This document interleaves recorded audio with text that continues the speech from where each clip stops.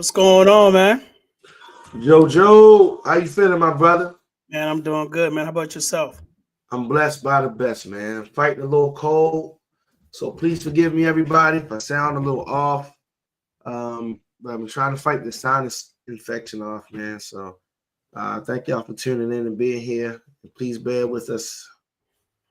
Yeah, we are having some tech issues, but that's when you know you're doing something right. So we're gonna try to work through it today. Um, Yeah. Thanks everybody for tuning in. Welcome to another live episode of the Final Notice Podcast, man. We are streaming live on Facebook at Final Notice Podcast, and then we Yes, are sir. also on YouTube at Final Notice Podcast on YouTube as well. So if you definitely haven't subscribed to the channel, go ahead and subscribe to it. Like and share it. If this is the content for you, then we ask that you continue to come back and support it. If it's not, hey, keep scrolling, man. But we're gonna keep on rolling. Um, Amen. Hey man, How you interesting, been? How you been? bro. To be honest with you, man, I've been all right, man. I've been okay. I've That's been all good. right, man. It was a rough week, man. But you know, what you gonna do, man? What you gonna do? Keep praying. Keep fighting through it. That's right. We've been Yeah, through worse, right? yep, most definitely. Like I always say, man, this year, 2025, my motto was to live and walk in faith, man. So I That's try right. not to dwell on the things that are going wrong and just keep pushing forward. That I know God got me, and He's in control of everything that's going on around me and also in my life. So That's right. take it one day at a time, man. So with you though, man, what's going on your end, man? I'm good, bro. I just ask everybody to keep my daughter in prayer. We had to surrender our dog last night. It was kind of crazy. Dog got out the gate, got ran over, got hit by a car, and due to I think veterinarians and all that stuff is a scam. It's going through what I went through, man, and it's just crazy because they wanted like $1,000, like close to $1,000, just to diagnose the dog, bro. They wouldn't even tell me what's wrong with it, like what's going on. They just wanted me to take out a loan and do all this other stuff. And I think the saddest part, because it was like a part of my house, like a family member, I really felt it. My daughter felt it the worst, and we had to just surrender her over, man. But other than that, man, everything is good, bro. I'm learning a lot, and that's the one thing that I love. Every day I wake up, I get a chance to learn. Man, definitely sorry to hear that. Tell your daughter we said we praying for her to uplift her in spirit, man. Definitely know how hard it is, especially when the kids grow up with the pets. So that's the Yeah, thing, yeah, especially when they grow yeah. up with the pets. So that's kind of like definitely hard, And man. she always wanted one since she was a baby, man. And that opportunity came, and it for it to be, it was only 7 months, man. It took taken away from her like that. It was like it just hurt, man.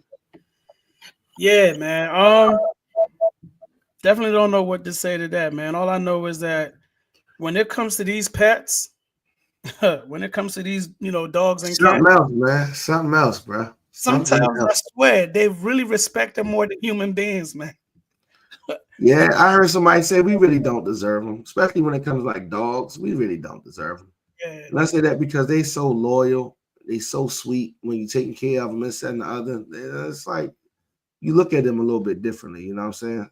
yeah, Like it's how they carry themselves. It's a cool thing, man. yeah, yeah. Definitely. I mean, if you are a pet owner, and I definitely I understand the bond and the relationship. I, on the Yeah. other hand, I have three parakeets. You know what I'm saying? That I Okay. have to house and also provide food and water for. I don't care Right. to do it, but because of my kids, I do it for them. I've never Gotta really do been it for the kids. Always for the yeah, I kids. ain't got no choice, man. So, I definitely understand that, we do grow attached to them. Because even sometimes when we travel, come back home, I'll be like, Right. man, what if the birds are okay? I'm asking my neighbors to go check on them and stuff like that, to, give them extra food and all that. Right. But as much as I don't care, I do care. You know what I'm saying? So I definitely understand Yeah. what's going on. But man, And I sorry to wanted to hear. give a couple of can I get a couple of shout outs real quick, bro? First I Yeah, want to man. shout my sister Latoya. She's been a big supporter of the podcast. And it's always a great thing when you see people that supporting you and putting you out there. So she shared the flyer earlier, even on her own page and stuff like that. So I appreciate it. I appreciate everybody that's tuning in. Even the young lady make the flyers. I'm grateful for her. I promise you I'm gonna give you an updated headshot soon. I want to shout out my bishop, like my old bishop that I used to serve under, because he the one that actually made that picture, and he was very pivotal. His name's Bishop Tyrone Smith. I just want to shout him out because he was very pivotal in helping me move into that business and finance part of my life. And he actually the one that helped create that picture. He helped me make flyers and everything like that. So he actually had his own like printing company and different things like that. He does graphic design. That's what his graphic design company. So I just want to shout him out and I'm thankful for him as well. But I was sitting back looking at this love and support we've been getting, man. I just want to say thank you. Yeah, definitely want to appreciate that everybody too as well that's been tuning in. Supporting the movement with this Final Notice podcast. We definitely want to be able to give back to the community in any kind of way that we can. Right. But understand that, we're humans too. You know what I'm saying? We don't have all the answers, nor do we claim to have all the answers. You know what I'm saying? That's right. That's So right. I want to put that out there. So when you do come on, if it's something that we say that you feel like we was incorrect about saying, you can always reach out to us. Again, you can always reach out to us directly at email at finalnoticepodcast@gmail.com, or you can inbox us directly. Or if you want, hey, just leave a comment, and if you want to exchange numbers, we can exchange numbers, or we, kind of like just to communicate on the side too as well. We can also do so. But do me a favor. Please let me know that you know me from the podcast or something. Because if you don't, I might not accept a friend request or something, man. So please let me know. I'm a weird person like that, so I'm sorry.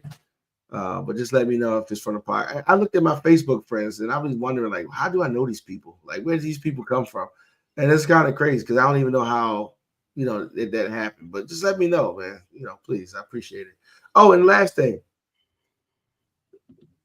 Me personally, and I know you as well, but I'm not going to speak for you. I'll let you speak for yourself. mm-hmm. We never want to use this podcast to tear people down. I never want to be a self-righteous individual, whereas though I'm talking about the things that I've experienced and the things that I've gone through, and I never want to make it seem like I'm using this platform to tear anyone down. That is never, ever, ever my goal. I don't like any kind of division at all. I think that's one of the reasons why I had such a hard time accepting or dealing with some of the things that our current leader of this nation does, because I'm just not for division. Now, I want to build unities. I want to build community. I want to do things us together as a people, as a whole. So anybody that ever got offended by anything that I've said, I apologize. It's not that I have personal stories. And although I'm not really willing sometimes to address certain issues in front of people, most times I'll talk to them and I'll listen and I'll just go about my way. I apologize for the things that I've done. But I also know that in certain times, they are not willing to hear the truth. And at certain times they don't. And I'm not the one to argue with anybody. I'm never going to argue with anybody and go back and forth with somebody. Unless it was somebody that we are really trying to seek an understanding about. But I definitely don't want anybody to ever feel like I'm attacking them. And that's not what I'm doing at all. Yeah. I feel the same way too. You know what I'm saying? And I had to learn this last year, and I think I kind of like made and addressed this on the podcast where Right. I felt like, it was some things that I could have said and did a lot differently. Right. And it all comes from being mature and also being able to understand when you're wrong, you're wrong. That's right. Like I said, we don't claim to know all answers. I only come here to share my experiences and hope that if somebody's going through the same thing, that they can use my experience to be able to get out that situation. You know what I'm saying? But whenever I come on here and I tell you guys personal stuff, it's not because I'm embarrassed. Only somebody who's ashamed of where they are in life is right. the reason why they're embarrassed. I actually embrace my mistakes because, it's funny. I asked my son a question, right? And I said, and this is pertaining to football. And I said, let me ask you something, son. And I call my son my best friend. So I was like, hey, let me ask you a question. He said, yeah, Dad, what's up? Hey, is it more important to be, when you play football, is like to be correct, or is it better to make mistakes? Like, is it more important to win, win an actual, game, or to actually, make mistakes in the game, right? And he said, Daddy, well, to be honest with you, everybody wants to win. Right. That's what my son told me. He said, Daddy, everybody wants to win. I said, you're absolutely right about that. So he said, everybody wants to win, right? But the most important thing, Daddy, is that I make mistakes. And I said, well, that's interesting because he was only 11 at that time, right? I said, Mm-hmm. well, why is it important for you to make mistakes? He said, because when I win, it covers up my mistakes. Mm. I said, okay. He said, when I win, because I won, it covered up my mistakes that I made, right? So when I make my mistakes, it helped me learn. Right. So when he Right. said that, I said, man, for an 11-year-old, this is some wisdom that most adults don't even have. You know what I'm Right. saying? Right. Right. So that's something that I took from my son. And I was like, yo, I definitely looked at him and I said, man, if you can learn from your mistakes the way that you're saying that, then I can also admit when I'm wrong and learn from my mistakes. So I definitely had that opportunity to learn from my mistakes from last year when we started the podcast. Right. And, something that it hit me on my heart. So, we don't claim to know all the answers, nor do I care to know all the answers. But I will share with you my personal experience and efforts to help you go through what you're going through, and hopefully Right. that'll help you get to that next level. You know what I'm saying? And that's why Right. I love seeing a lot of the brothers that I know from around my neighborhood that they use their experiences. You know what I'm saying, to give back to the community. We may not be walking in the same path, but we are doing the same mission, which is trying to teach somebody to not make the same mistakes we made. You know what I'm Right. saying? Right. And So Brother Larry said that they're not mistakes; they just life lessons. So we yeah, you're appreciate absolutely you, right. Brother Larry, And shout out for coming in. Shout out to Larry, man. Larry, my boy has a very unique story, man. Up and coming superstar boxer from the DMV. And All hopefully right. one day him and I can sit down and see maybe we can get him to come on here to talk a little bit about that experience and how that has shaped him into who he is now. But definitely appreciate you, brother. Appreciate Right. you, man. Appreciate Yeah, you, brother. definitely, man. So yeah, so what you got for us today, Aaron? I know you reached out to me, say you had something that you wanted us to kind of like touch Yeah, on. man. Yeah, man. Yeah, What's up? man.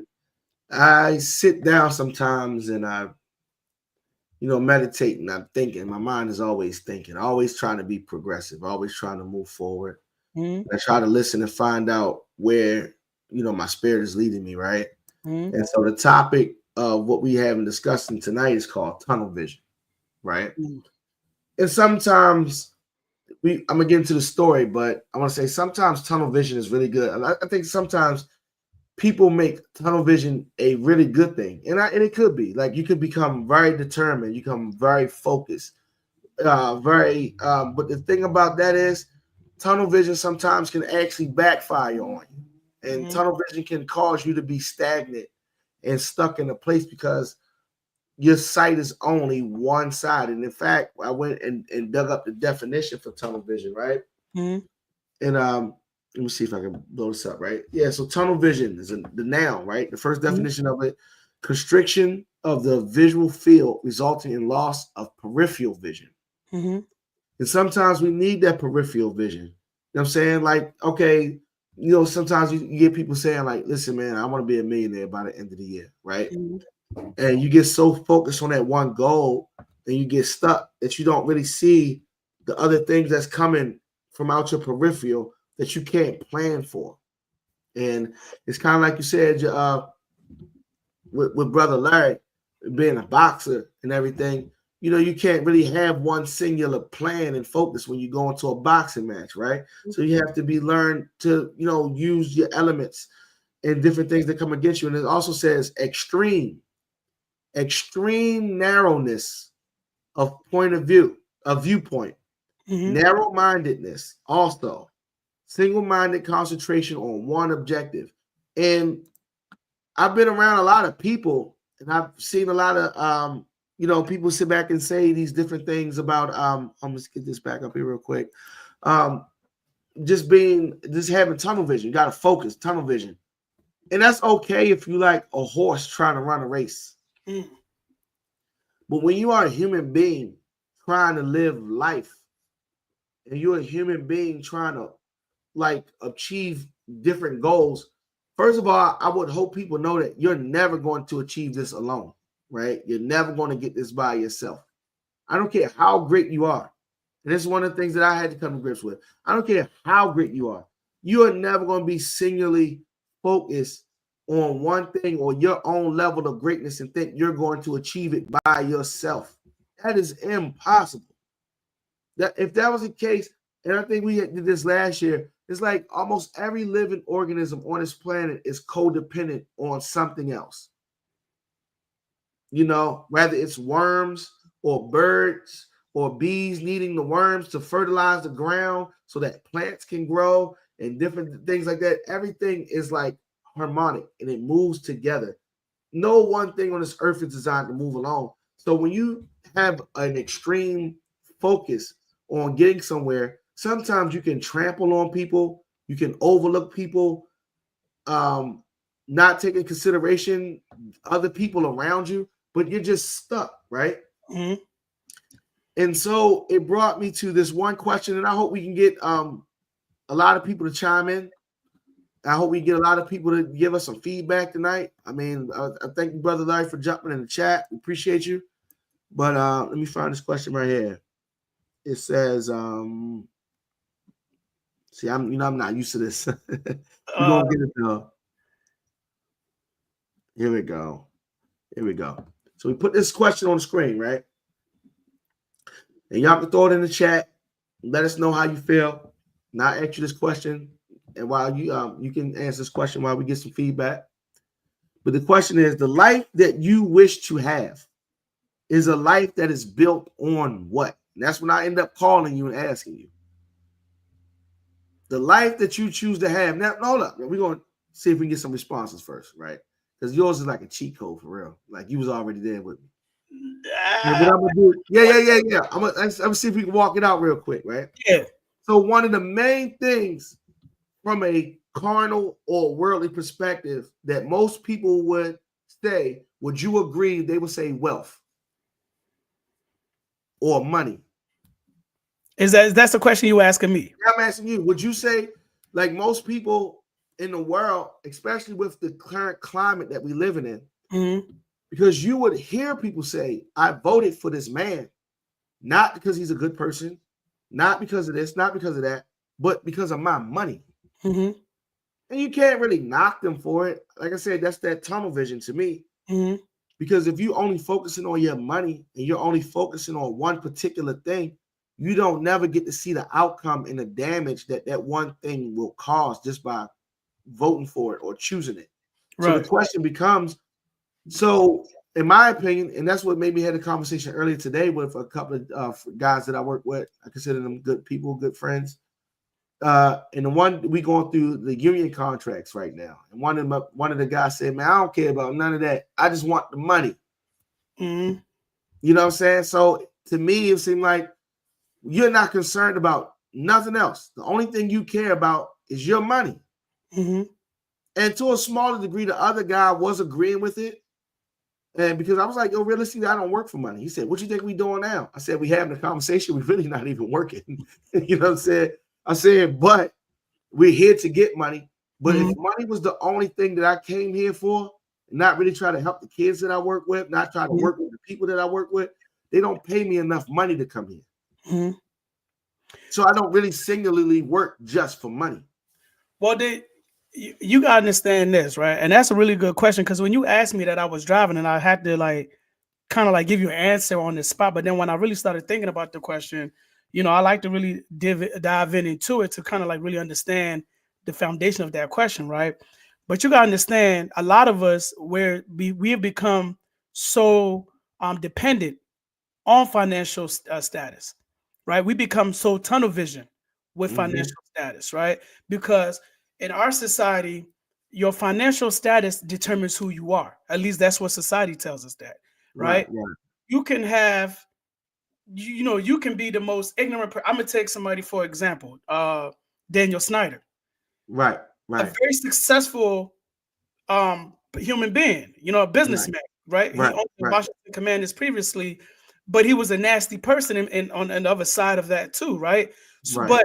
Allegedly, according to reports. Yeah. Right, allegedly, right?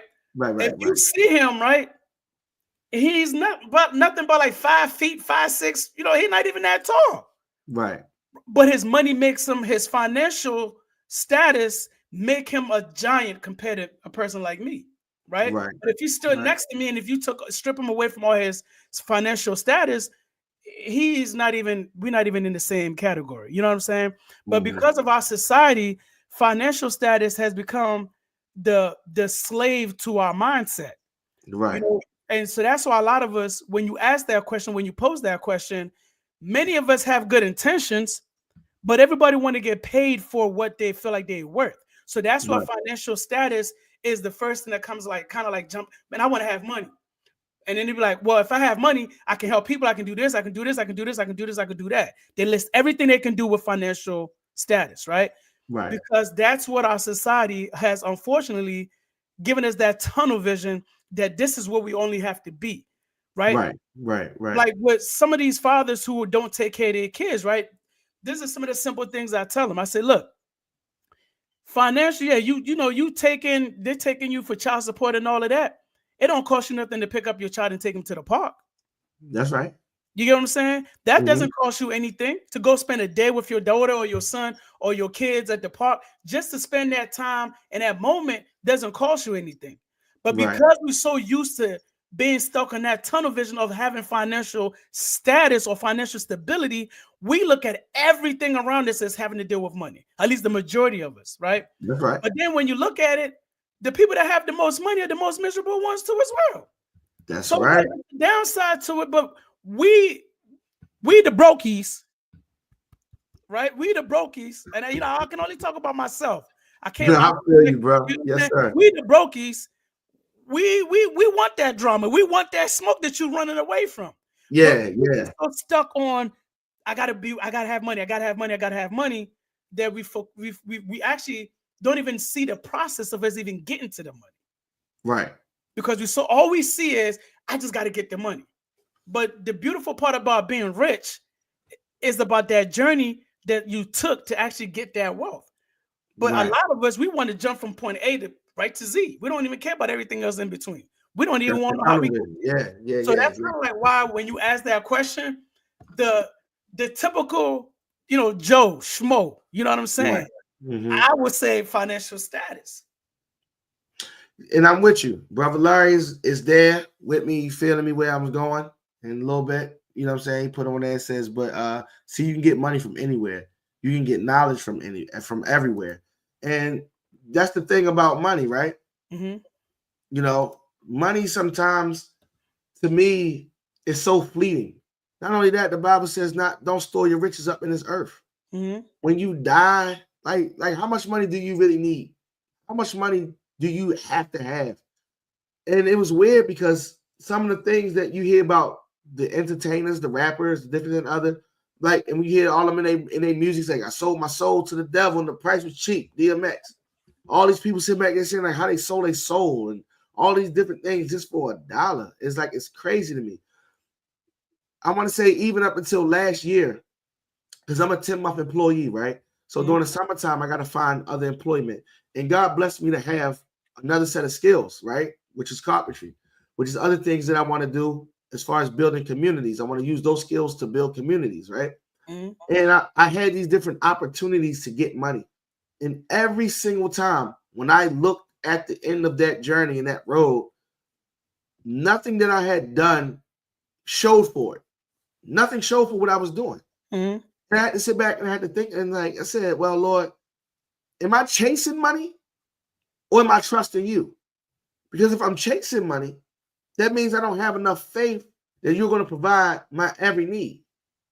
You get all these people, oh, I got to chase the bag, got to chase the bag, got to chase the bag. How many people you notice out here chasing bags, like you said, is emotionally disconnected? You know what I'm saying? They mentally disconnected. They become numb. Steve Harvey was one of those guys that was running around talking about rich people don't sleep. Rich people don't sleep. You get money.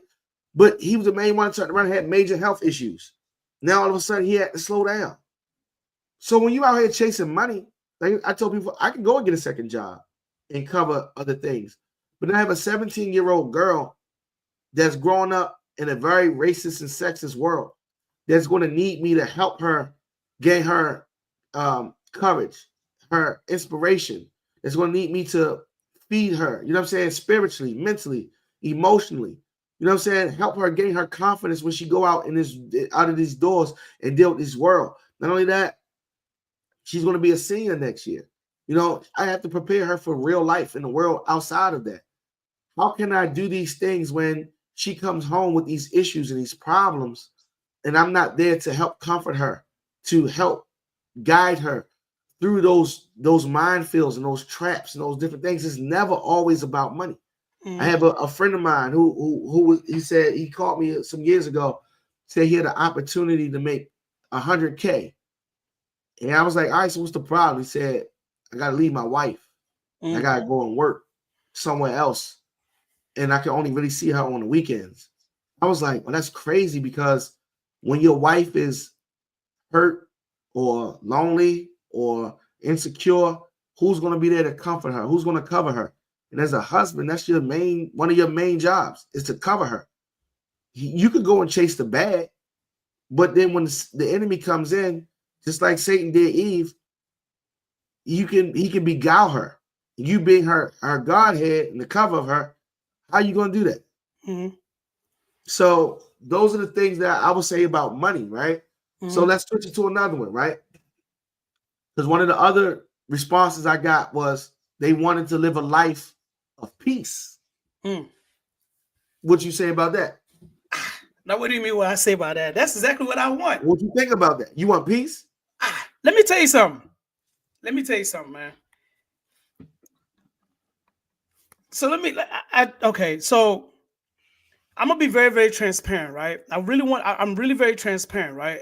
And that is the way I tell my truth, is by being transparent with people around me, people in front of me, people behind me, people to the side of me. That's how I became who I am. I'm comfortable with being honest with myself first before I can be honest with somebody else, right? Mm-hmm. When I remember a couple of years ago, and I'm not gonna put his name, I'm not gonna put his name on this podcast, only because I still respect him as a human being, one, and I respect him as a friend too. Even though he talked out of pride towards me, and I don't. Maybe one person might remember this conversation, right? So it was a friend that we all went to college with, right? Right. And got out of college real successful, making money, about $100K, right? Right. He called himself Six Figure, right? Gave himself a nickname and all that, right? Right. Now, when he said that, right, he said, yeah, look at the car that I'm driving. I looked at the joint. I'm like, man, this is a baby mama type joint. It ain't even nothing, it ain't even nothing like that. But that's what I'm saying in my head, like, bro, yeah, it's nice, but that's the one you get to your side joint. You know what I'm saying? Like your little joint joint. But okay, that's you. Right. But when he said that, right, he said it out of pride. He didn't say it as of, I worked hard to get here, and I'm trying to tell you how to get here, right? So he's telling me all these things. Braggadociousness. Yeah. Okay. So now let's fast forward to where I'm at in life right now, right? Right. I probably have accomplished a lot more. With my one thing that I've done in this world was to purchase my house from the ground up. Right. I can easily say, well, compare my accomplishment to your accomplishment. I have done this. Right. But to me, then that would be living in his chaotic world, where I feel like I have to use my materialistic things to identify who I am. So I don't have a peace, because now I got to use that to identify myself. Right. Which is not something that is just really a good foundation on, because I'm using my wealth or my access of things that I have access to self-identify. Right. Mm-hmm. So to go back to that question, I'm never going to be in peace, because I always have to use this bottle here to identify who I am. I got this bottle. You ain't got it. You get what I'm saying? Now, absolutely. If you go back to the scripture, right, when Christ came in the New Testament, he could have left us with anything that he wanted in this world, because he was the Son of God. Right. He said, I'm leaving you guys with what? Peace. Mm-hmm. The rich man has no peace. A poor man has more peace in their life than a man who has money. Many of y'all won't even understand that. Many of y'all gonna say, oh, he's crazy. You got to really sit down and really dive down into that word peace, because it's not peace as in, oh, my kids ain't calling me today, so I got peace of mind. Nah, we talking about longevity, peace in life. Mm-hmm. Because you can be successful and have everything. I'll give you a good example. Daniel Snyder, a billionaire, a multi-billionaire, not just a play money. He's playing with the house money. He got it, right? Right. But it Right. was so much chaos around him that he couldn't even enjoy the hard work that he had worked for to obtain the Washington Commanders. He had to be forced to sell what he has worked hard for. There was no peace. No peace. Right? So if you don't have peace in this world, you have nothing. Peace is more important to a human being, at least to me, than it is for me to have the most amount of riches. Because if I have peace in my life, right? If I have peace in my life and I have peace around me, I wouldn't have to worry about looking over my head, on my shoulder. I wouldn't have to worry about that, because I live in this space where it doesn't allow me to be able to be conformed to the things that the world has to offer me. You know what I'm saying? So that's why I said, peace is a lot more important to me, at least in the age where I'm at right now in life. You know what I'm saying? Yeah. I've learned how to make myself available and not available at the same time. Right. I know how to cut people off. I told you, my cutoff game is ridiculous. It is like that. You get what I'm saying? So at the end of the day, if I feel like you're going to invade that privacy space of that space, that space, I got to cut you off. It don't matter how much money you're going to offer me. If I'm not going to enjoy it and be able to, be at peace with my family, my friends, my kids, you know what I'm saying, my wife, and everything that I want to do, and just be, in my little bubble, as I like to call it, it means nothing to me, bro. Right. So we're going to ask the chat again. We got our question out here. We got Brother Larry jumping in. He's going crazy in the comments. We appreciate you, Brother Larry. He said homeless people is homeless people more happier than rich people. And that's good. So if you want to jump in the chat, chime in with us, give us your input, give us your thought. It says the type of life that you wish to desire, the type of life that you desire, the type of life that you want to have is built on and based on what? And I asked my brother Jojo right here. He just sat here and said peace is really at the end of the day what everybody want. But you would say, even your example that you said, that peace is really a state of mind. Yeah, I would say that. Peace is really, first of all, if I'm not mistaken, the word said you have to fight for peace. I think you said that which too. is weird because it's an oxymoron, right? Which I love about the Bible because it's full of a lot of those twisted, weird things, right? You gotta fight for peace. Peace is the opposite of war. But even as a believer, we are persecuted all day. We have to buffet ourselves in every single day. We have to bring our flesh under control every single day. That is a fight. The fact that we say that we are believers and we believe in God right there lets you know, like, we're going to be persecuted for his name's sake because we are believers. So in my mind, how that, like, peace, asking for peace to me is weird.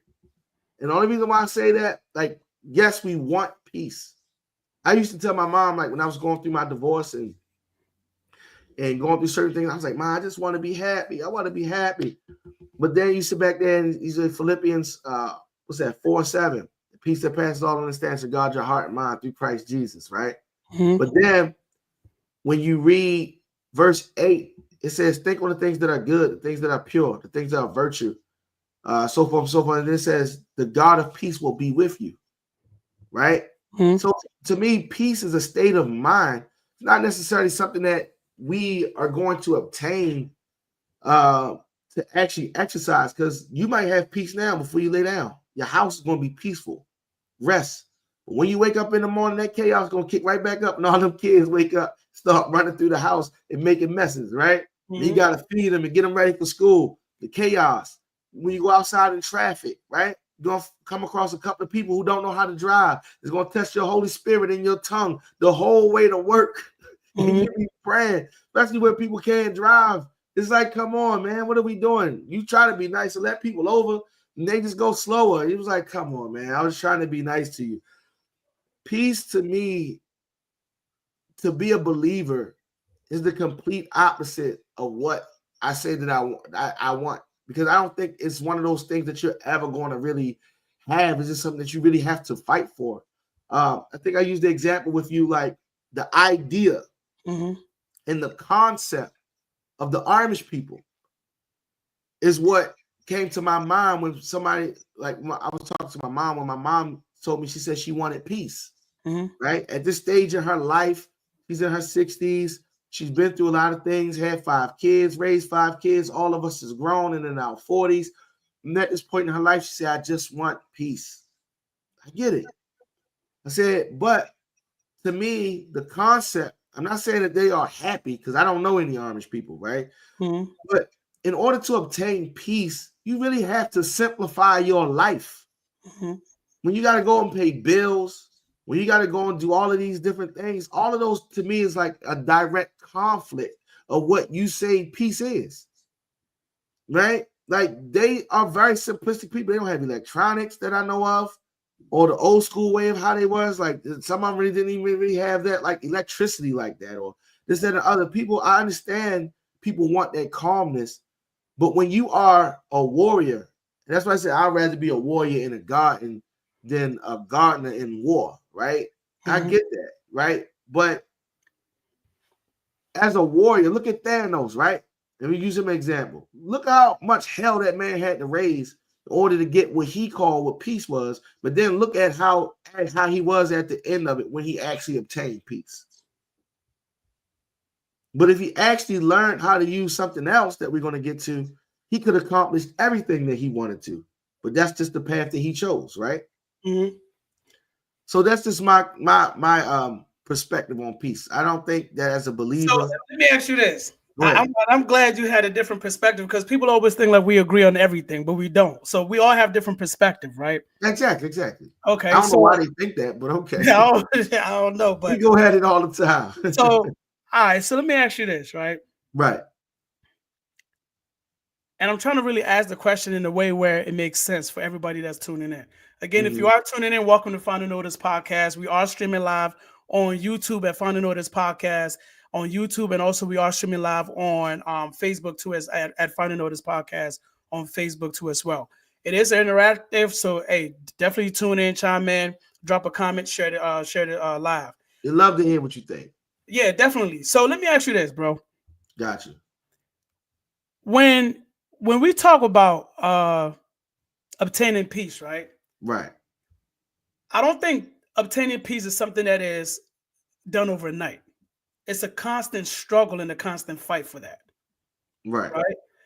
When we talk about financial stability or finances, we talk about that as instantly.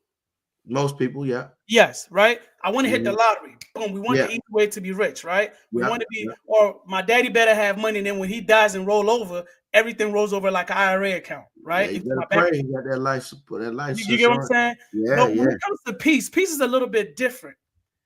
Peace is something that you actually got to live in. In order for you to obtain peace, you have to live in peace. You get what I'm saying? So you got. I'm glad you said that. I'm glad you said that. Because you got to constantly live in that space, right? Whereby you are constantly fighting. And it is good to fight because you're fighting for something that's worth you having. Exactly. The same way some of us look at money and say, man, I'll do whatever it takes to get money. Like you said with DMX. Right. Whatever, sold his soul for the riches, and he's good for that. You know what I'm saying? Right. It's something that he was found. All that stole his peace. Yep. Right. And that's right. But that's what he considered peace. Just like how the rich man would say, well, I have billions, but if I go take that little bit that this man have right here, that's going to give me the final piece that I need. Right? You gave an example with Thanos. Thanos had all the daggone the jewels. What was it? 5 crystals? He had all Infinity Stones. Infinity Stones, right? But when he finished having it, the way that he obtained it, he was miserable at the end because there was nothing else left for him to fight for. He had to kill his own daughter to get that. Like, there you go. But that's where it depends on how you're living to achieve that peace and how you live in that peace, right? Christ came, when we go back to the biblical terms, biblical readings, right? Christ came to show us how to be able to live with compassion, right? Showed us how to live with each other, how to love our neighbors, not how to be living in war and fighting and killing each other, right? So he gave us the blueprint on how to be able to live within that peace. Right. We as human beings took that and turned it how we wanted to be. So that's why I said it depends on how the person viewed himself as them living in that peace. So I agree with you, right? So what Mhm. I'm saying is, like you said, the world took that and like castrated us. Mm. Because, like you said, you have to fight for it. Mhm. Because one thing you're going to get when you get to do that is power. But if you, what I'm saying is, there are certain people, and shout out to my all my I'm not really a big zodiac people, but you know, I tell people all the time about these cancers that I've found in life and different things like that. But yo, their biggest strength and their biggest enemy, if anybody, and their biggest weakness, if anybody know any, is a made up mind, right? Mhm. And they're one of them type of people that sit back and say, yo, once I made up my mind, and I've heard them just recently tell me this, Mhm. I told myself that I would never do this again, right? And I'm sure there's more people like that. And I think that's the weirdest thing that somebody can say, right? Because again, look, they're choosing peace, or at least so they thought. Mhm. But what happens is when you choose that peace like that, Mhm. you strip away your power because you ain't gonna never know how to fight. So what I'm saying is, yes, Jesus left us the tools to learn how to live in the framework of a peaceful life. But to sit back and say that I want my life and I want the things that I want built upon peace, it makes you weak. I say it like this: what if Martin Luther King chose peace? What if all our civil rights leaders chose peace? They would have never got attacked by dogs. They never would have got hit by water hoses. But see, that's what you often see when people say, I want a life that's based on peace. They give up. They don't fight. They sit in the corner and they just accept whatever comes their way. And they sit back and be like, well, I'm going to just get whatever I can get out of it because my peace and my happiness is the only thing that matters. Mhm. So they don't really fight. They don't really do anything. So for you to sit back and say, I want my life to be based on, surrounded through peace, it's like, how will you ever learn how to walk in faith? How will you ever learn how to trust? Because at the end of the day, that requires you to come out of peace and do something that you have never learned how to do before. And that's letting go. Mhm. We try to control everything. When people say, oh, I want peace, that means you now take control over, try to take control over everything around you. And I just sit back and I can control this. You can't come in this way. You can't come in that way. You're not going to be able to do this because you're disturbing my peace. You're going to become weak and you're going to become very controlling. So when it's time for you to learn how to walk in faith, you're going to have to learn how to let all of that go. And you're going to inherit a fight that you really don't need to fight. So let me ask you this: as a believer, right? Yeah. For me, and if anybody that's watching that, this question may be for you, right? Right. How do we interpret what Christ was saying in that moment in the No, scripture? I'm saying what you're saying is right, though. No, no, But no. like I said, it's a state of mind, the Holy Spirit. So I don't want to jump ahead, right? Hmm. I don't want to jump ahead, but I'm going to answer that question. I'm going to answer that question, right? Hmm. I'm going to answer that question. But I don't want to jump too far ahead, right? Okay. All right, so what else we got up on here? And we ain't getting no other comments on here. It's all good. Thank you, Brother Larry. Because that was one of the questions. Look, what would it take for you to live such a life, right? Hmm. So that was one of the questions that I had on there. All right, let's do this real quick. I'm gonna throw this scripture up here real quick, right? Hmm. And it's come from Habakkuk chapter 2, right? Then the Lord answered me and said, write the vision and make it plain on tablets, that he may run who reads it, right? Hmm. A lot of times, even when you start a business, they tell you write a business plan, right? That's like the vision. People wanting money, that's your business plan, that's your vision. Hmm. People that want peace, that's your vision. I see what that's about, right? Chapter 3 goes on to say, for the vision is yet for an appointed time. Hmm. And what you was talking about is that process that you have to go through. Mm-hmm. The money, learning how, like, I never grew up with, even though I went to the Academy of Finance, which is a financial program, they taught us concepts, but they never taught us how to actually work it. And they never taught us how to live in it. They didn't teach us how to be it, right? Mm-hmm. But the financial part of it is still going to be, because we didn't have real financial literacy. It wasn't real financial literacy. So that's the process, right? Mm-hmm. Most people, like you said, they want to hit the lottery because they don't want to sit back and learn financial literacy. They don't want to sit still and make and demand the people who say that they over them, their leaders, and make them, force them or teach them how to learn how to have financial literacy without trying to force them or take advantage of them to make them pay for it. To me, I think that's very predatory, right? Like, I can understand if I'm gonna sell my services and become like a financial advisor or something like that. Mm-hmm. But it's another thing to sit here and I say you're my daughter and you're my son, you're my child, and I sit here and I had to charge my daughter money so that I could teach her how to be financially stable and free. I think that's insane. Mm-hmm. Even like peace, all this stuff is for, and like you said, an appointed time, right? Mm-hmm. Let me pull this up real quick, make it a little bit bigger. But at the end, it will speak and it will not lie. So first of all, like you said, your scripture that you said is going to speak and it's not going to lie, right? Mm-hmm. So you want, and God says He's going to give you the desires of your heart. Like I said, it's still that process, right? It's still those things that you have to learn, that you have to get there. It's not going to lie, and though it tarries, wait for it, because it will surely come. It will not tarry, and that's the scripture, right? Which is weird because I never really see too many people break down that second verse like that. Mm-hmm. They always just say, write the vision, make it plain. But the thing about it is, you can write a vision all day long, but if you don't understand the process, then you don't understand the things that's going to take for you to go through that to obtain those things, you're never going to get that. You know what I'm saying? So let's go ahead and jump in that. What's up, Steve? How you doing, my brother? Still waiting for that instrumental beat, man. I ain't about to let him get away with that, bro. Yeah, be your own child. Like that. Shout out to Donnell and Dave for sending us an instrumental that we can use to open up the podcast. Steve wanted that. You can't shame Steve, man. He can't Steve wanted $1.5 million.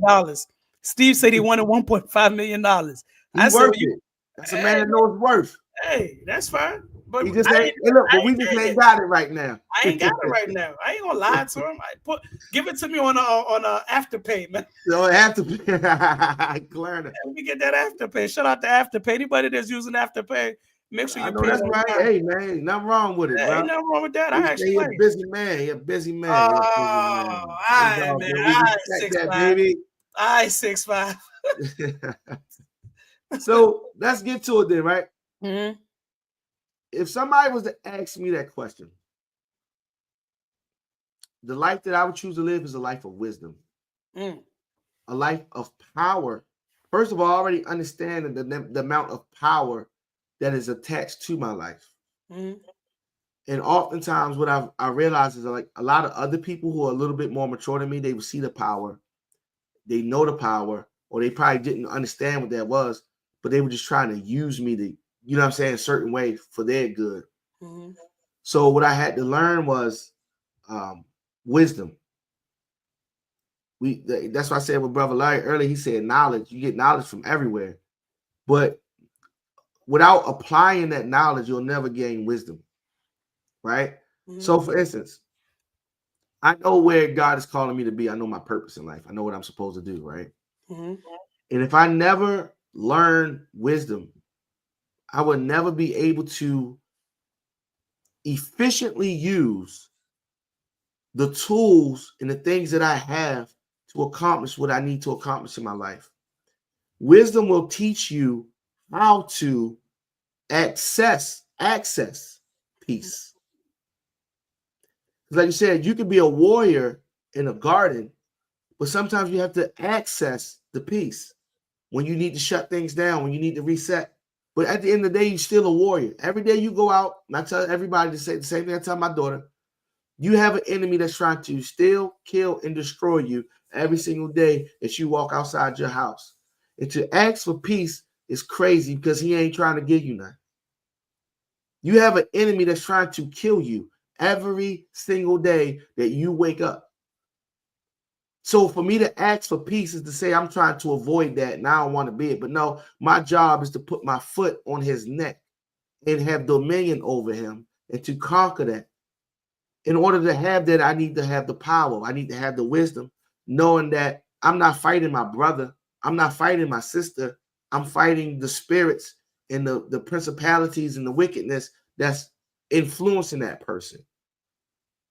That's how you gain peace. Peace comes from, so how it was gave to me years ago when I was trying to fight to get back my life and my freedom. Happiness produces joy. Joy produces peace. That's how it came to me. Happiness is temporary. We can find happiness in finding $10 or $5 in our pocket. But the moment we spend it, that happiness is not really there no more. We can wake up.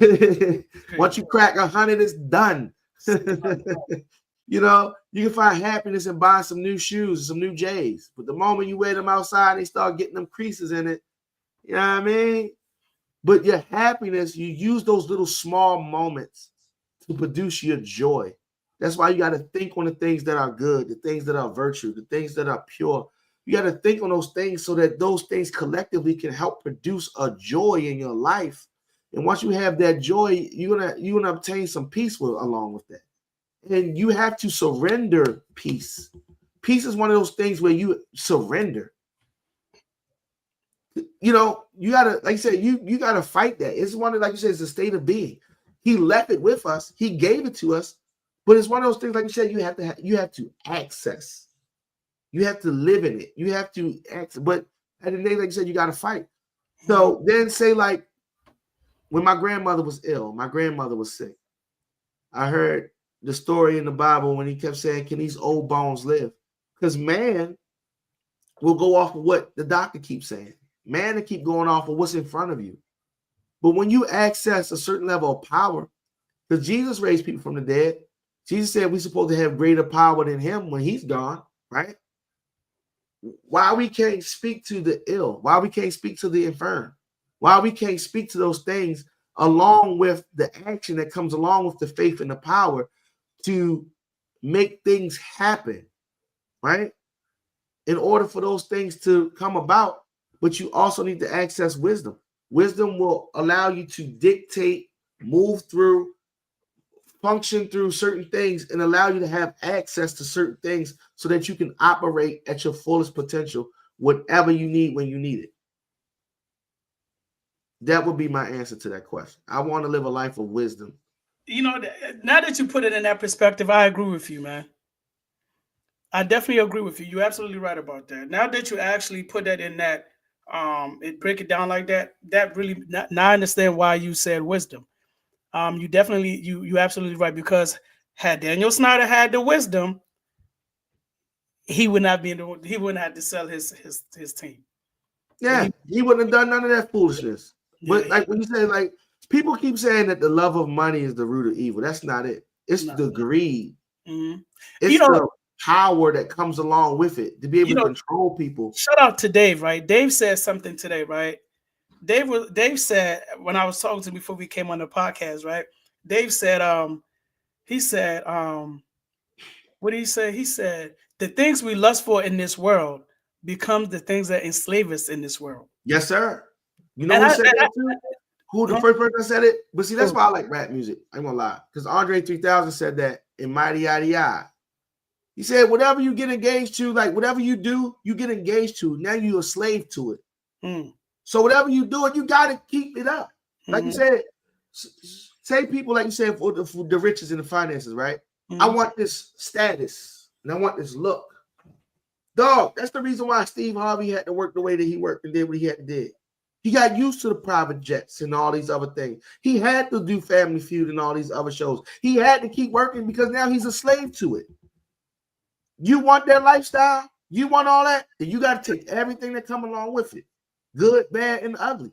And see, me, I have enough wisdom to see what comes along with chasing the bag, my mental health, my physical health, my inability to access my emotions, you become really devoid of a lot of things when you do that, and you become a slave to it. So yeah, Dave was right. Yeah, because when he said that, I was like, you know, Dave. Shout out to Dave again, man. Dave be thinking like I don't really be listening to him, but when I talk to Dave, I really ask him questions to gain knowledge because he really has some. He really speak knowledge, and he speaks from a place of a good with a good heart to really trying to educate you. So when he said Mhm. that, I said, hold on, repeat that, Dave, because I always used to say what we see, right? Our minds process the things that we see, and then that we become enslaved to it into our mind because now we lusting for it. We gotta Yep. have this, we gotta have this, we gotta have that. Yep. So when he Yep. said that, it just kind of like put everything in perspective in regards to, you know, the things that we chase for and how we get stuck in that tunnel vision because we have become enslaved to that. So now all we think about is just that. It's just like you see a bad chick when when you young and you trying to all you think about is her when you know what I'm saying when you try and get with her, right? But then after you Right. get with her, it's just like she calling you now. You ain't even pressed to answer the phone no more. Right. Right. Right. You did all that work. You was focused, and your mama be like, "Huh? What you saying?" Be like, "Huh, ma? I ain't know you all have been into this Yeah. girl." You finally get the girl. Now it's like there's no use for it. It's like, well, not no use, but you don't see it as in she calling your phone. You like, all right, let me put this. Let me hit ignore. I'll call you back.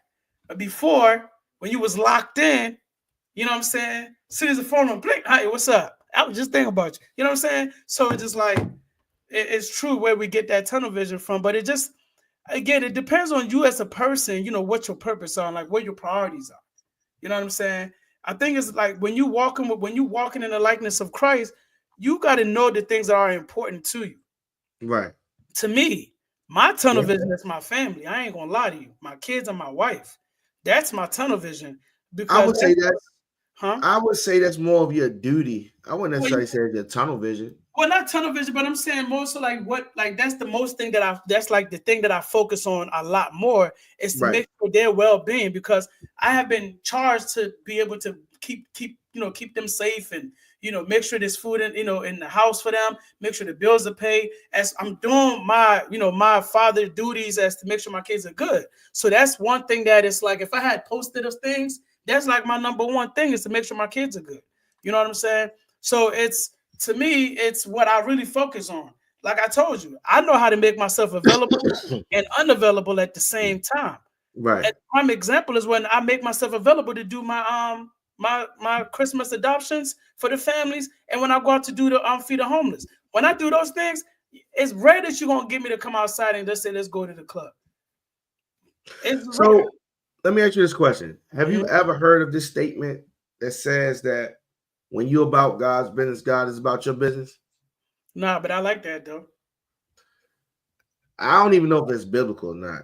I'm But it almost sounds good, bro. certain that I heard people say that because my thing is when you are concerned about, and it only makes sense, right? Mhm. Like the type of God that we serve and how good and merciful He is. When you focus on the things that He had for you, you mean to tell me that He's going to leave your family raggedy? He going to leave your stuff high and dry?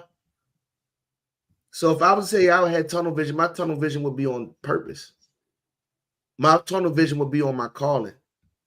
My duty is to my daughter in this house. But see, I know that if I focus on my calling and I focus on the things that he's, putting inside of me to do, Mhm. I ain't gonna have to worry about that because it's gonna take care of it. That's gonna take care of itself in itself. You know what I'm saying? So those are the things that I would say my tunnel vision on because that's I can't remember these scriptures. They popping up in my head, but they moving so fast that it's leaving at the same time. Mhm. But it was like if he count every tear that you cry, and he is there. Like he says he perfect those things which concerneth you. If your father have a mission for you to do and you got to go and do it, your son play football. Mhm. You want him to go out there and be the best football player that he needs to be. You're not going to let him worry about his cleats. You're not going to let him worry about his uniform. You're not going to let him worry about certain things because I got you. I'm your dad. I want you to focus on while you out there protecting yourself, having fun, and doing the best that you can do. You don't need to be worried about nothing else. And if that's the case that you do that for your son, how much more will God do that for us? So that's how I look at that. Like, you have to take care of me. That's how I look at it. Like, you have to. I'm dumb enough to believe in you. Not saying that's a bad thing, but I'm strong enough to believe in you, to give you everything. And if I'm running after what you put in my hand, so that when I leave this earth, I don't know if I said this, but I then told my mother, I said, my greatest fear is leaving this earth and knowing that I didn't accomplish the things that I supposed to have accomplished in this life. How can he look at me and say, well done? So no, my tunnel vision and my focus was on what he has for me. Mm-hmm. But I know that what he has for me and the things that he wants me to do, that in itself is going to take care of everything else. So I don't have to worry about it. I like that, man. But that's what wisdom teaches me. Yep.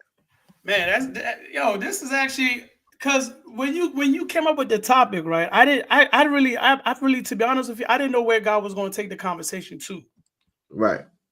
You know, because, well, I remember I told you from this earlier, I said, man, this week has been one of those weeks, man. Has it? Man, my wife had to bury one of her favorite aunts today. Oh, wow.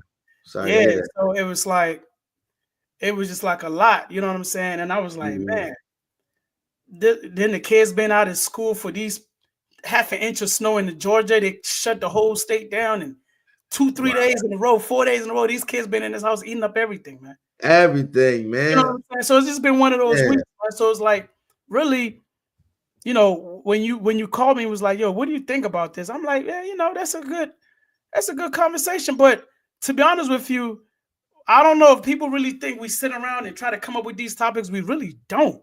Right. That's the thing. I can call Aaron, or Aaron can call me, and we talking about something. Like, you know what? Why are we sharing this with each other? I think this would be a good conversation for a good conversation. Yeah. And that's how we base the podcast off. Yeah, that's how we base it. We realized we just had great conversations that we would talk to each other. And I'm not going to honest, there's not too many people that I can have these conversations with. Like you said, Dave is one of them. I love David. You know what I'm saying? David has a really good heart. And he, to me, is really trying to do the right thing by God and walk the right way. You know what I'm saying? So, like I said, my prayer for him is that he continues to grow in that and he develops a closer relationship, you know what I'm saying, with the Father. Because that's what he believes in. He's a good dude, man. I love David, you know. But that's the thing. There's very few people I can have these type of conversations with. Every now and then I throw something at my mom, very few people though. But it's like we always get somewhere. And I think there's always good conversations. So we had these conversations on this podcast. We just try to share it with people and try to enlighten everybody with these conversations. That's all. Yeah. It's definitely. I definitely like this episode, man. I hope people that's tuning in, the people that's gonna watch later on, are really gonna get something out of this, man. Because we don't claim to know everything, but we do share our experiences and what we believe in that may work for you, may not work for you. You know what I'm saying? Right. But we do try to come from a place of a good heart and a good judgment to be able to share these things with you. You know, like I said, I always get personal with my life because I'm not embarrassed about where I came from to That's where right. I actually use that to help motivate somebody else. You know what I'm saying? Because that's right. Nobody's perfect, but we all strive to live a life where we don't have to live with any regrets. You know what I mean? That's right. Definitely been one of those episodes where I think I have to go back and rewatch this because you dropped a lot of. I love what you said because I never looked at it from that perspective, bro. I never really looked at it from, having that wisdom, but then it makes sense. It makes sense. You know what I'm saying? You know who started me down this path that I pray for every day? What's that? Keon, man. All right. When we was in college, Keon said, "Hey, man, it's 31 books. In the book of Proverbs. He says you read one of them every day." And like I said, like what made me realize that I need wisdom, right, was a failed marriage, right? I grew up, and this is, like I said, no slight. I really don't like like trying to talk about these things. But the truth of the matter is, there's just a lot of broken families and within my own family. You know what I'm saying? Like, there's not too many really solid, real relationships in my bloodline. You know what I'm saying? People that you can look at and say, this is what I want to mimic my marriage off of, right? I think the closest one is my godparents. I love my godparents. My grandmother, my godmother, my grandmother, and my previous first lady, Savannah Smith. They probably like the sweetest people I ever met in my life, man. I used to pray that my daughter can grow up and have that level of sweetness to her because they were so caring and kind. But my godparents was like the first people, and it's unfortunate that I seen it after my marriage like fell apart. But they were the first people I looked at and said, y'all wouldn't mind having a marriage like that. And I remember looking at them one time and I said, there's no possible way in the world y'all had it easy. No way y'all had it easy. I know y'all went through some things. And my godmother said, you don't know the half of it. You know what I'm saying? And I love that because on the outside looking in, it's amazing. They love each other. They genuinely care about one another. You know, they ride for one another. So when my marriage fell apart, I realized that I don't know the things that I needed to know. We say we believe in this God. We say that we care about this God, all of these other things. But the crazy part about it is how much of us actually know what is required of us and the things that he said of us. How many of us just sit there and listen to some man or some woman say something over a pulpit and we just believe that that's what it is, not knowing that they make mistakes like us? You know what I'm saying? Some people, as I got older, realized they be watching stuff off of YouTube and watching other people just regurgitating. Don't have no type of revelation and nothing that they saying. So then it was like, if you really think about it, 95% of the things that we learned in our life came from other people. Like my godparents told me stuff. Teachers tell us stuff. Our mother tell us stuff. Our dads tell us stuff. Our pastors and deacons, they tell us these things. But how much of it did you actually learn on your own? And that's when I had to go running looking for answers. Because when I wanted to kill myself and I wanted to end my life, he showed up with his love. And I'm like, well, who are you? Who are you to love me after I made all these horrible decisions and my wife left me and I made her my idol? That you still show up and you still telling me that you love me. I had to go look for some answers, bro. I had to take them blinders off from everything that I used to know. So now I had to rebuild myself up and find answers and get wisdom. I had to look for him. He said, seek and you shall find. I had to go and I went seeking for him. And I didn't stop until I found the things that I needed to know. And so what I realized is like he was putting all of these little things in my life since I was a child. To like I said, meeting Keon. Who would have known that those things of wisdom would come back that I would need later on in life? Because he said, meditate on my word day and night. So what I took that as is 31 books of Proverbs. Just like Keon said, meditate on your word day and night. I start my day with it. I end my day with it. So that it can stay inside of it. Certain things need to pop up. You know, then I start reading the book of Ecclesiastes and different things like that, just so that I can gain wisdom. I needed the wisdom so that I would never feel powerless and hopeless again. And even when people in my family is hurt or sick, or whatever the case may be, I can go and speak to a situation like Jesus. Use wisdom. When he said, Lazarus, come forth, he didn't go there and say, get up, because everybody would have got up. He had enough wisdom to say, Lazarus, get up. And Lazarus got up. Because if I speak, I know what I'm saying out my mouth is enough power to make everybody in here get up. But see, that's the type of wisdom that we need to have to know how to pinpoint and direct it so that we're not causing more damage and harm than we're doing good. And that's the reason why I say I need the wisdom to go along with everything else that I know that I need to do so that I can know how to navigate through the minefields and the traps when people are talking to me and dealing with me. Yo, that's deep, man. Yeah, that's deep. Yeah, I give all glory to God, man. Those are the things that he take me through in my life.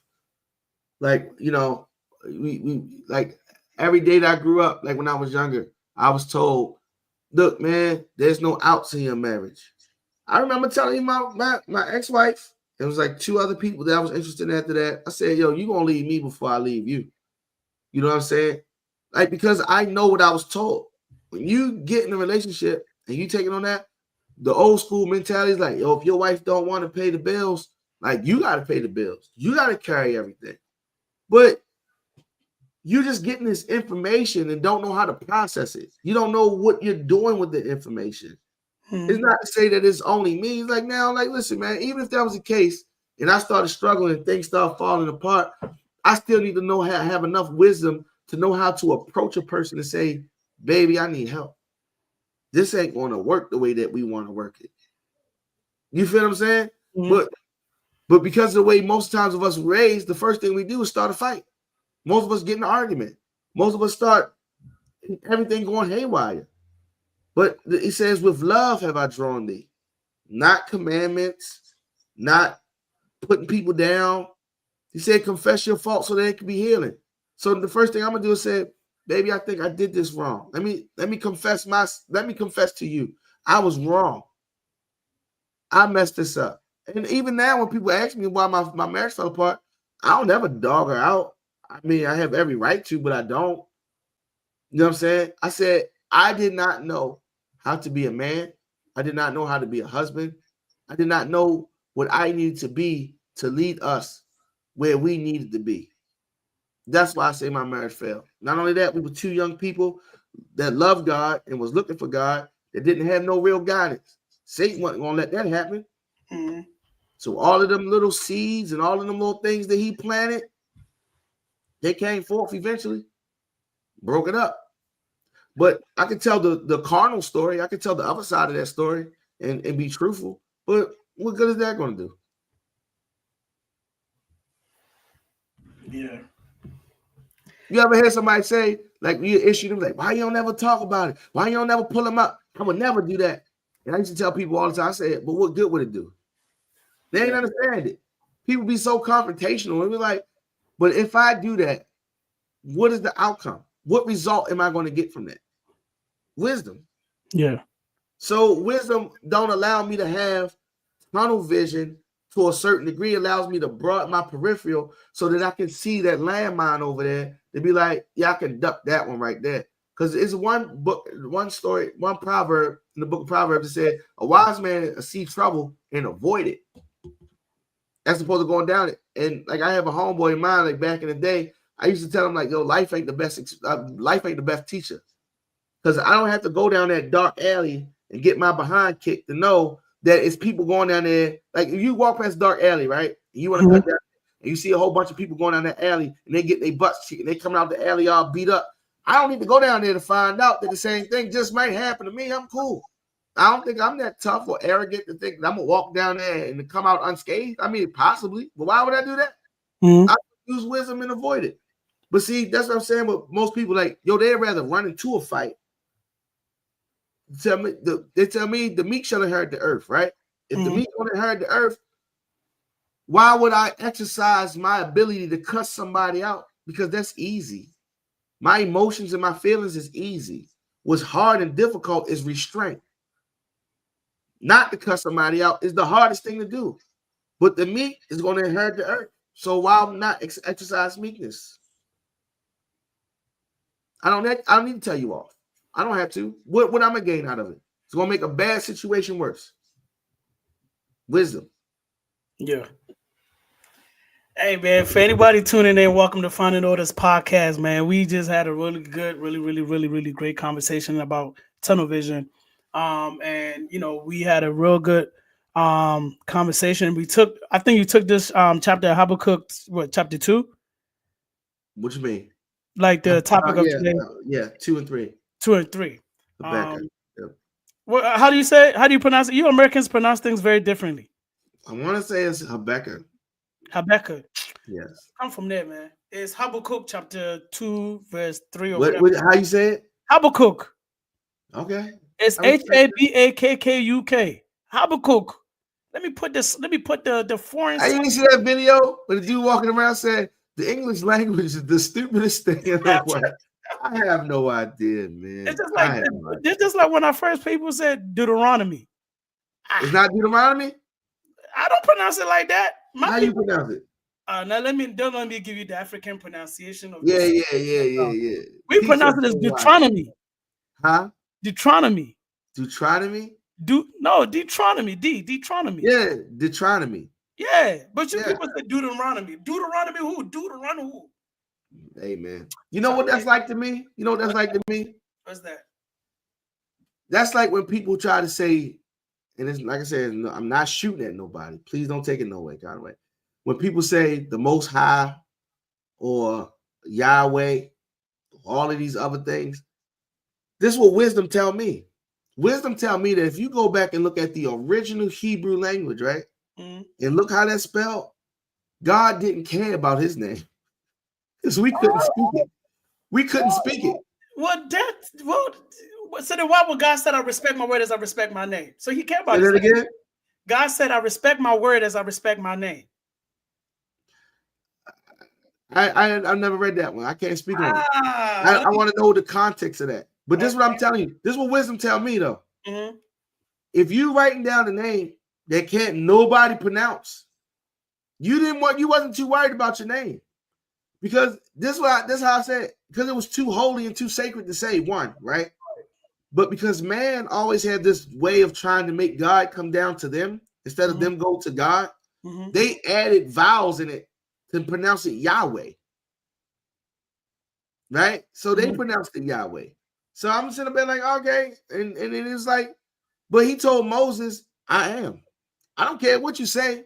I am the Father. I am, you know what I'm saying? The provider. I am Jehovah Nisi. I am. I am. I'm all that. I'm all that.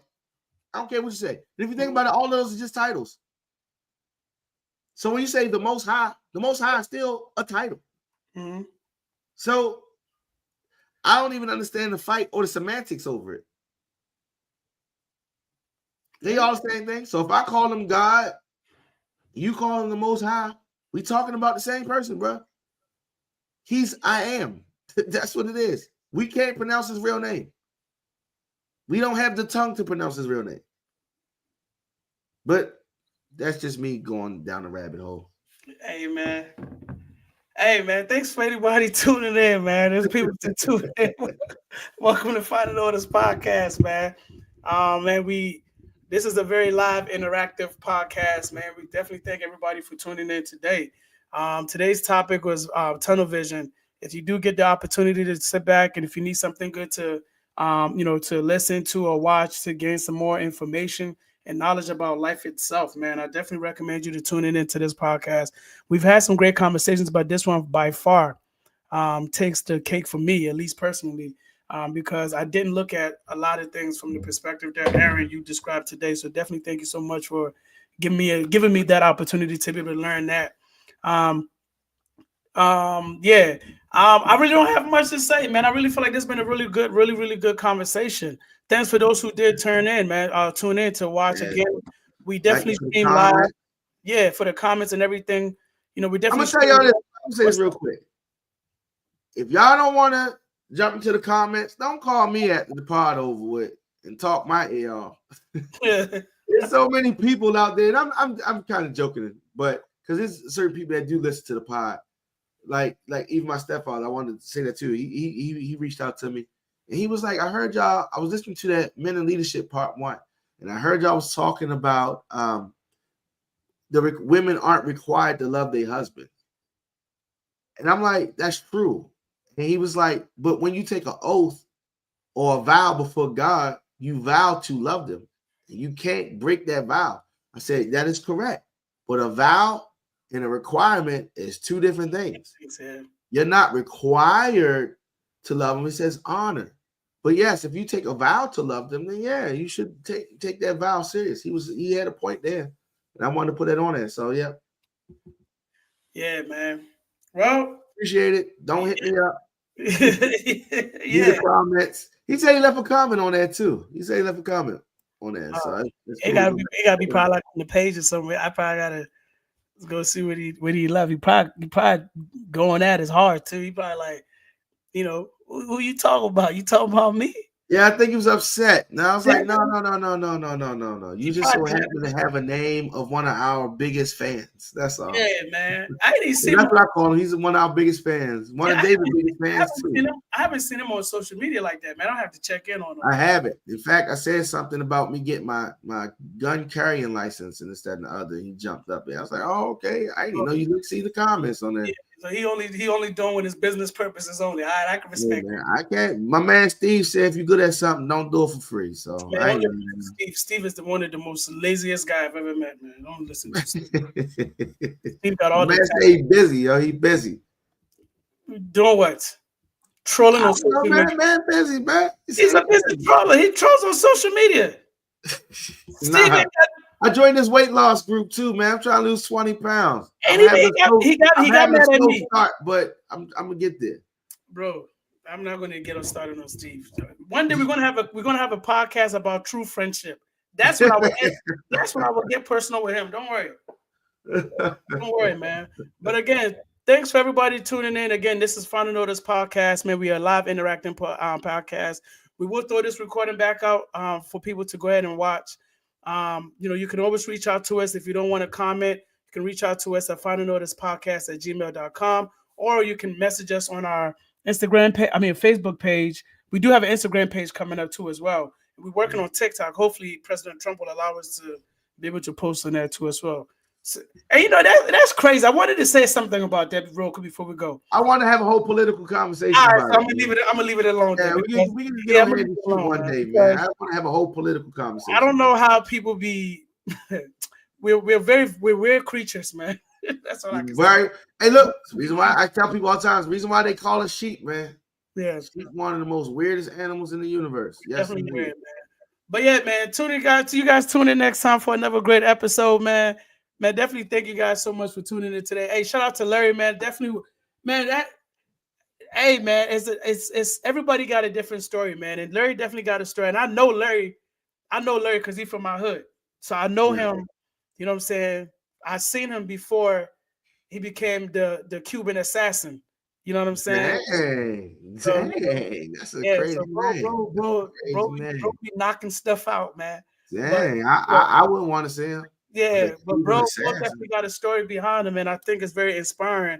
And I just thank God that he uses that story to uplift the community and those people that probably will either fall in his footsteps or just see what he went through and to use that to motivate them to do better. You know what I'm saying? But definitely got a story to tell, and I watch him from afar, and I definitely want to let him know that hey, I definitely appreciate the fact that he's using his situation to empower not just himself but other people around him too as well. So shout out to Larry. But yeah, man, thank you guys for tuning in, man. Again, man, we definitely don't take anything for granted. We definitely appreciate everybody that do tune in. If you haven't followed us on our social media platforms, go ahead and follow us on Facebook and also on Instagram at Final Notice Podcast, man.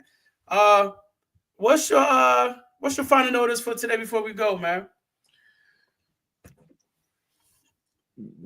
My mother told me a long time ago, and she said, the actions that you take do not only reflect yourself, but they have consequences for other people, which is one of the reasons why I really never got into a lot of fights when I was younger. Like when I got to like high school, maybe. Mm-hmm. But when I was young, I never really got into a lot of fights because I never wanted to bring my brothers into, my mess, But I realized when I'm realizing how different I really am when I talk to people and have different discussions, because I don't really live for money. I don't really do a lot of things, but the things that I do, I was asked today, she was like, what do you want to do? I said, man, if I was able to live out my purpose and I had the same kind of health benefits and made the same kind of money, but I was living in my purpose and doing what I was supposed to do, I said, I'd be free. I'd be happy. But the decisions that I make is not decisions that I make for myself. I mean, you want to vote your best interest. You want to vote and do certain things that's good for you. But it's not just about me, because what good am I to prosper and the people around me suffer? I know I'm going to be all right. I'm going to land on my feet because I know who I serve. You know what I'm saying? And even if everything is taken away from me, I know, and if God is still good. I'm not going to sit here and complain and cry because I've been at the lowest point of my life already. And I know how he brought me out of it, So your decisions and the things that you do don't really affect just yourself. Please think about how your decisions and your actions affect other people. That would be my final notice. Yeah, well, my final note of this podcast for today will be, give a shout out to my wife for not putting our business on social media, man. Not that we do have any business, but I guess people be looking for stuff, and I guess the only thing she can ever complain about is the fact that with the trash, I'm gonna keep still stuffing the trash down there until I feel like I have used every inch of that bag. That one is not going to change, man. I don't care what she says. I don't. She can call it. Dana, you a real one, Dana. Oh, I'm solid, man. I stand on 10 toes down. I'll sleep on the couch for that. I don't care. Because that bag is not cheap, man. Hey, but you know what's crazy though? What's that? We'll get to this. I thought we talked about it another day, but and that's why I said I was gonna apologize to the young lady about the headshot. Mm-hmm. I'm not vain, bro. I have a hard time taking pictures of myself. Not that I think that I'm ugly or anything like that. Mm-hmm. Sometimes I ain't gonna say that because then people get mad at me. How I really think about myself. I don't know why they get mad at me, but whatever. I don't think that I'm attracted to women that want a lot of attention on social media. You know what I'm saying? Like people that do that vain, look at me. I think they're some of the most insecure people in the world. That's just my personal opinion. No disrespect to nobody. But I just think that's just my personal opinion for you to sit back and just have 20 pictures a week posted on social media. So that's why I said, your wife a real one, because I don't think I want to live a life when like people want a TikTok. Don't get me wrong. The only reason why I use Instagram, one is because my cousin told me to get it. And he sent me some of the funniest, craziest things I ever seen in my life. And that's the only thing I use it for, is to receive and send goofy stuff. But when these people do these challenges and these partners and stuff, I would never do that. I'm sorry. You scratch me off your list. Yeah. I was already told that I was born anyway, so that's fine.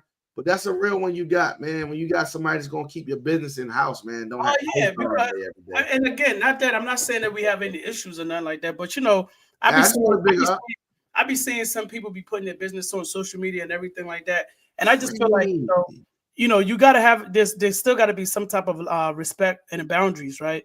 And some of those boundaries are not putting that, your business on social media. Now, I will say this though. I will entertain you if you press the right button. You get what I'm saying? So I am that type that, I got time today, shorty. Yeah, I do.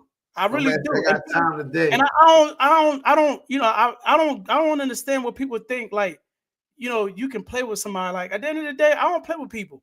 I don't play with people at all. Like I said, my cutoff game is ridiculous. Like I'm the king of that. I will cut you off in a second. But make no mistakes about it. The same way that I will make myself available to love you, I will make myself available to dismiss you without you even knowing you was dismissed from the jump. I don't play that. So when people play with that social media, I tell you, like, I will make time for you. And I am the type that I will drive and I will fly. And I will kind of like address you face to face. I don't play that. Like, I don't know what people think that changed. Like, just because I moved to another state doesn't move I left my personality, who I am, in the state that I was before. Don't get it twisted, bro. Like, I still get with you. You know what I'm saying? What's up? Vision, man.